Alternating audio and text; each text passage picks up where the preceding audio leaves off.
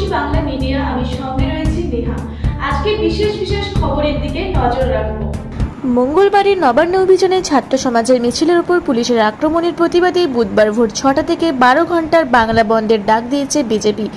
ওই দিন বন্ধের সমর্থনে সকালে কদমতলার পাওয়ার হাউস মোড় থেকে হাওড়া ময়দান পর্যন্ত এক মিছিলের আয়োজন করা হয়েছে।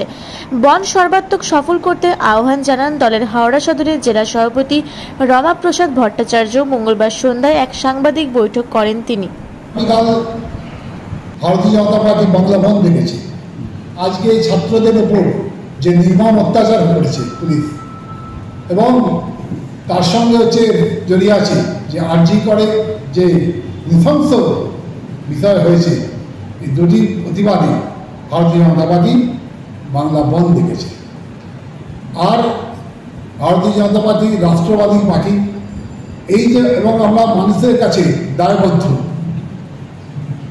এই যে মা বোনেদের উপর যে অত্যাচার, এবং সবচেয়ে বড় কথা হচ্ছে মুখ্যমন্ত্রী মা বোনেদের জীবনের সম্মানের দাম নির্ধারণ করে দিচ্ছে।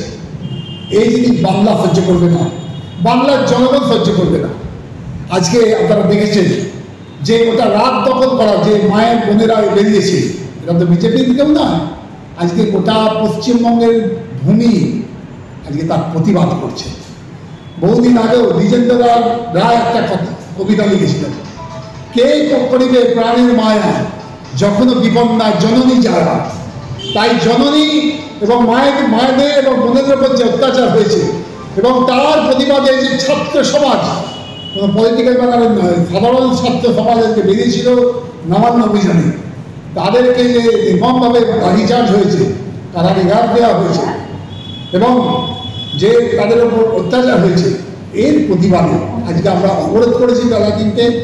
আর দল আজকে যে ডাক দিয়েছে বাংলা বন্ধ আগামীকালে, তার জন্য আজকে এই সাংবাদিকদের কাছে, বন্ধুদের কাছে আমাদের এই বার্তা দিলাম যে আমাদের সকলকে আপনাদের মাধ্যমে যেটা বার্তা, যে আসুন সবাইকে যে বার্তা দিচ্ছি যে আমাদের এই ধর্মঘট বাংলা বন্ধ সফল করুন।